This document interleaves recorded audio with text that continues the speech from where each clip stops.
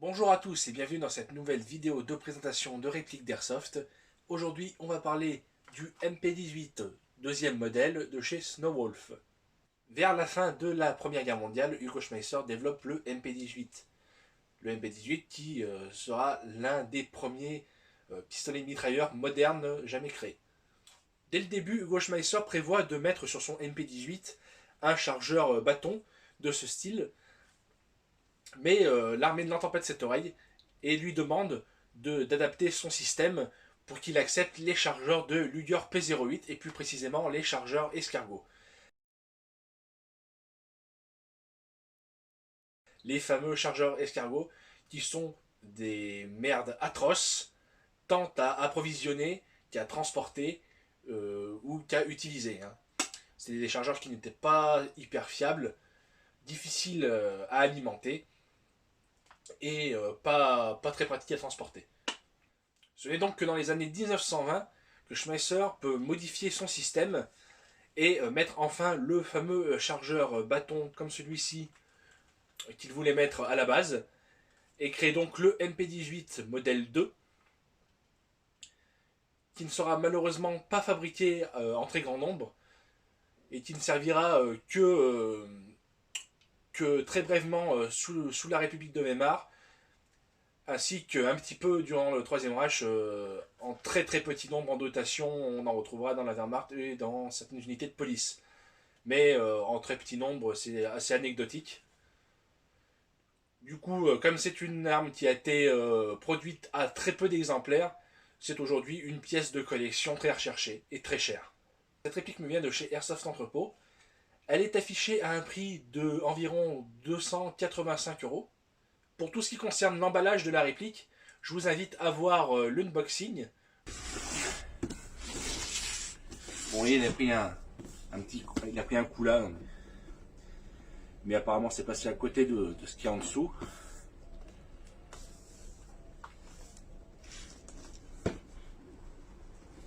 Toujours est-il que ça a dû être fait pendant le transport qu'il a amené chez Airsoft Entrepôt, parce que moi le colis là, il avait aucun poc à l'extérieur, donc ça doit venir de chez eux.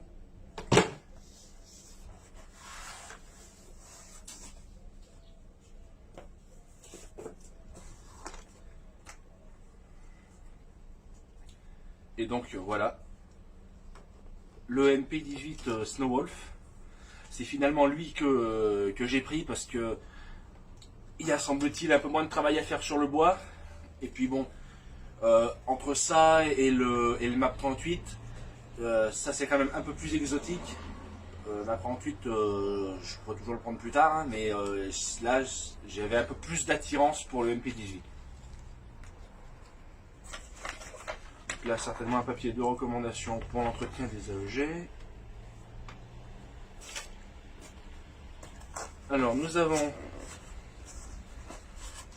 le chargeur, donc en acier, plutôt lourd.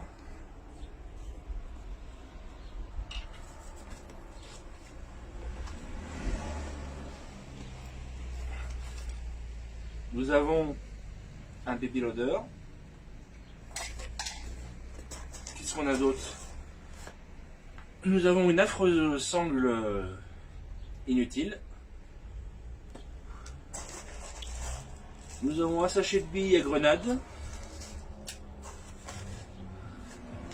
Et enfin, nous avons le PM.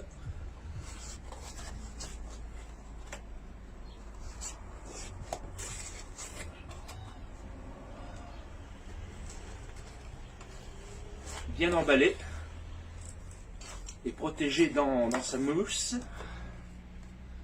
Ah oui, effectivement, ça pèse. Mais c'est beau, hein. C'est beau, je regrette absolument pas.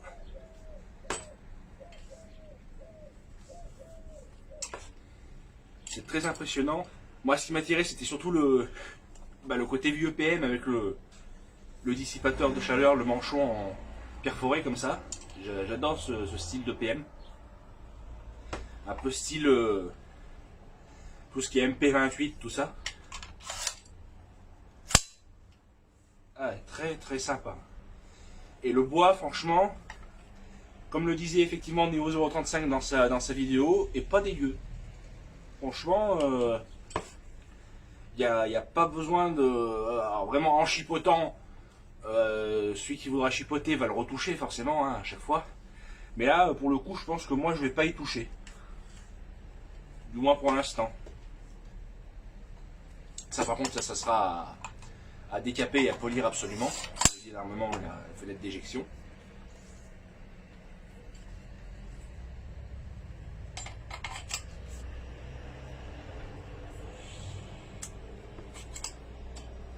Est-ce que je le mets dans le bon sens ou... ouais.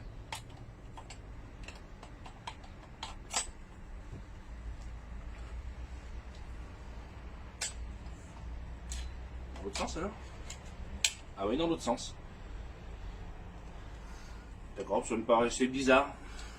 Parce que généralement, le tenon qui est censé verrouiller les billes, généralement sur la plupart des halogés, il se met vers l'arrière comme ceci.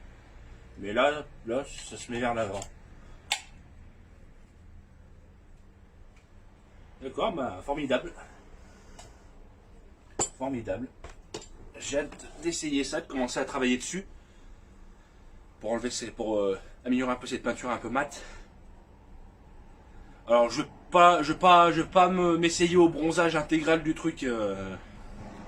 J'ai pas le courage. J'ai trop peur de me foirer. Donc je vais me contenter d'un polissage de la peinture avec une usure artificielle. Et ça ira très bien, je pense, pour l'instant. Peut-être bronzer des petites pièces à droite à gauche, mais pour l'instant le bronzage intégral, je me sens pas de le faire. Chose très importante que je dois vous notifier tout de suite. En France, et notamment chez Airsoft Entrepôt, vous ne trouverez pas de modèle disposant de marquage. Vous trouverez les modèles avec marquage, avec de beaux marquages assez réalistes, qu'en import.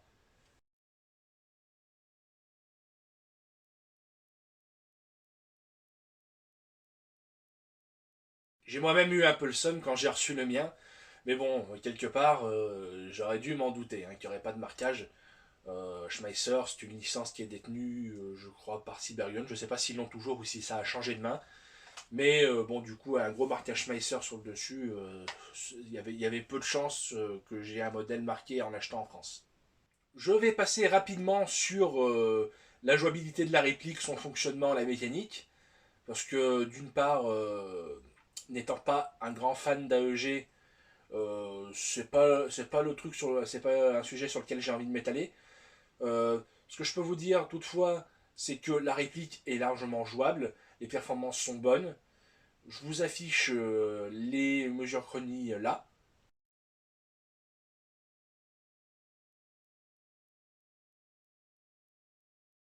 Mécaniquement, donc on est sur un AEG avec donc un emplacement de batterie dans la crosse. Alors un système ingénieux, il vous suffit de tirer la plaque de couche au niveau du haut légèrement en arrière. En fait, c'est monté sur ressort.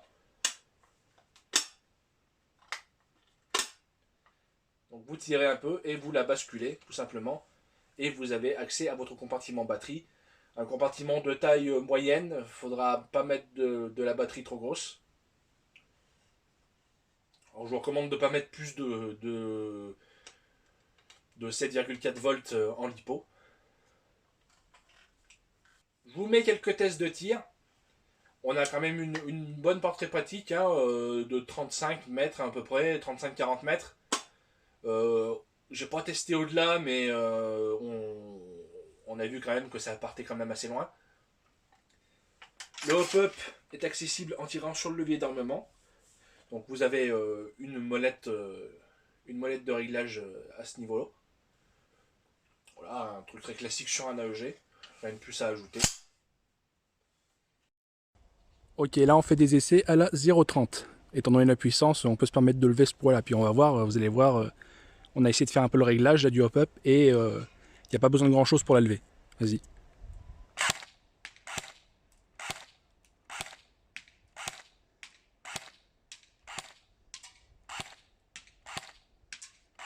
On touche bien la cible.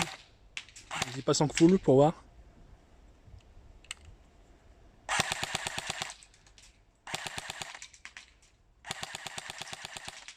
Ok, c'est bon. Bien, on va s'intéresser maintenant à ce qui est le plus important sur ce type de réplique, à savoir l'esthétique et les matériaux, la construction, tout ce genre de choses. Alors déjà, premièrement, comme c'est un AEG, évidemment, la réplique, on s'en doute, va être légèrement oversize, c'est-à-dire légèrement plus gros que le vrai. C'est pas tellement un problème visuellement, ça reste très correct. Au niveau des matériaux, nous avons de la tôle, de l'acier sur beaucoup de pièces, notamment la carcasse ici. Le radiateur du canon. Le bouton pour le chargeur ici. Le chargeur en lui-même, je crois qu'il est également en acier. Donc pas mal d'acier, beaucoup d'alliage aussi sur les petits éléments, notamment cette partie-là.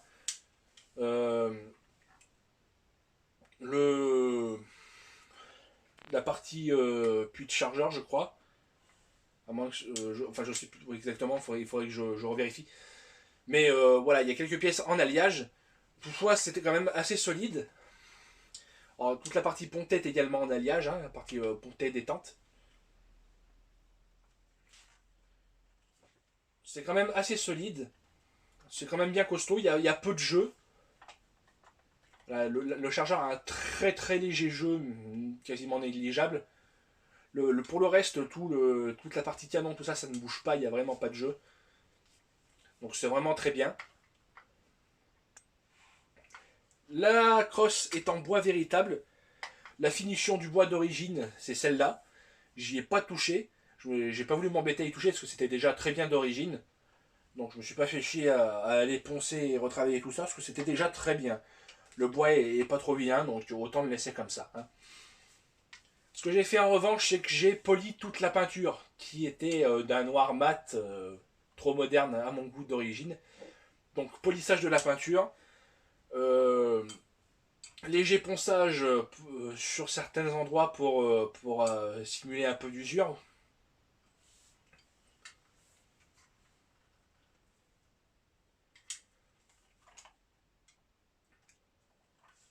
J'ai poli entièrement toute la fausse culasse. La fausse culasse qui peut reculer jusqu'au bout de la carcasse. Mais vous ne pourrez en revanche pas la bloquer en position de sécurité. Du fait qu'elle est en fait bloquée sur son axe.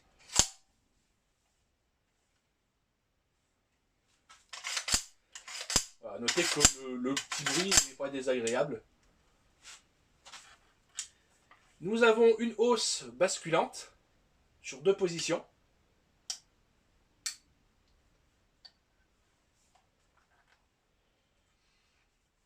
Nous avons 2 défauts esthétiques sur la réplique. Nous avons toutefois des défauts relativement discrets, je trouve. Je vous expliquerai pourquoi. Nous avons d'une part de ce côté-là un cran de sûreté. Donc, une fois actionné, on ne peut pas actionner la queue de détente. Et de l'autre côté, ici, un sélecteur de tir semi full auto.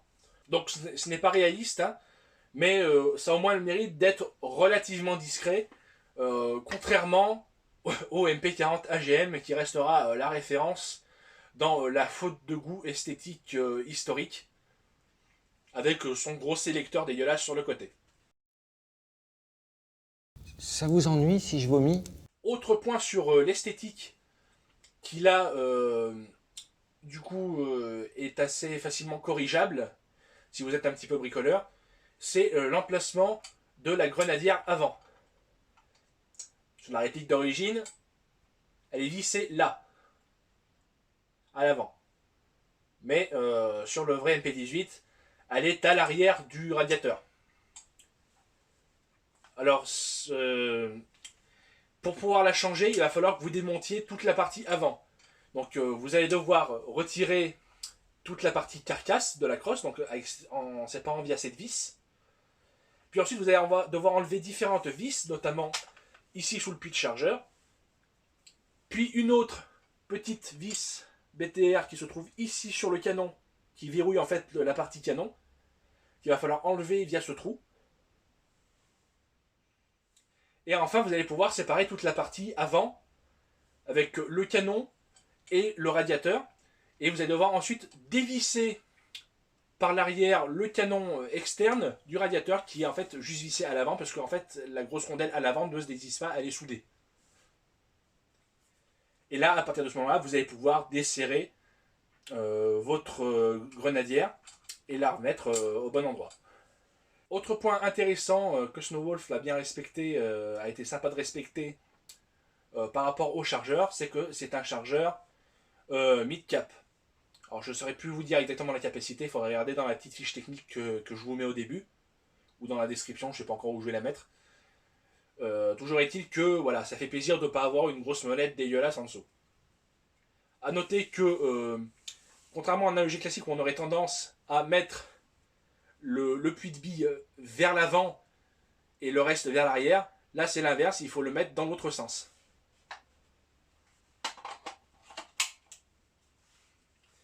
Alors, faites bien attention à ça, de pas vous tromper de sens, parce que ça va pas passer, puis si vous forcez, vous risquez d'abîmer quelque chose. Ce serait dommage. Et voilà donc pour ce MP18 AEG de chez Snowwolf. Malgré ces quelques petits défauts esthétiques et de réalisme comme les sélecteurs, mais qui restent néanmoins très discrets, c'est une belle réplique de collection.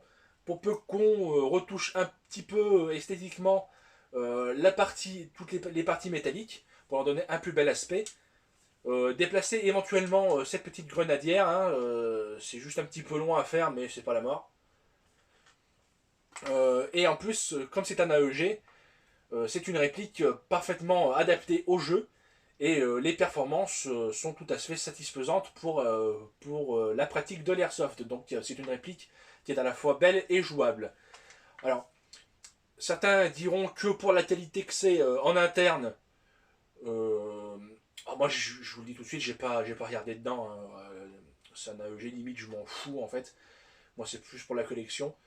Mais bon, voilà, c'est du Snowwolf, donc on sait à peu près à quoi s'attendre dedans, et certains diront que c'est peut-être un peu cher pour ce que c'est, mais oublions pas que c'est de la réplique exotique, que c'est une réplique qui va se vendre beaucoup moins bien que de la R15, et que donc forcément ça vaut un peu plus cher.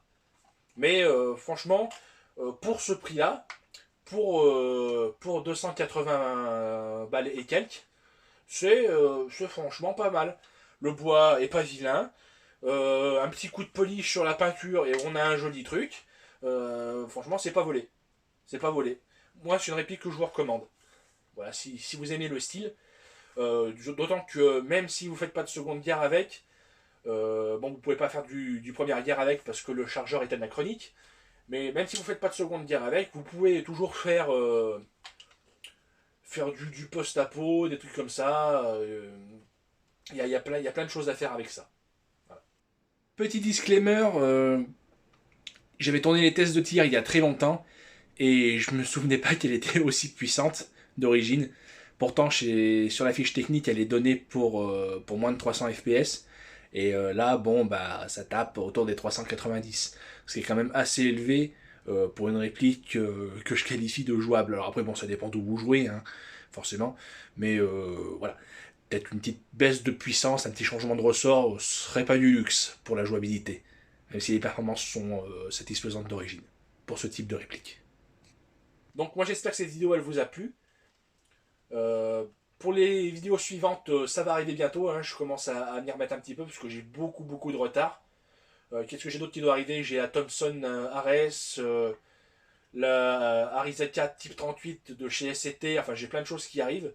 La K74 de chez WE également, et d'autres. Donc voilà, j'ai plein de retard à rattraper, je vais essayer de faire ça rapidement. Du coup, moi je vous dis à la prochaine. N'hésitez pas à vous abonner, à poser des questions en commentaire si vous en avez. Et moi je vous dis à la prochaine. Salut!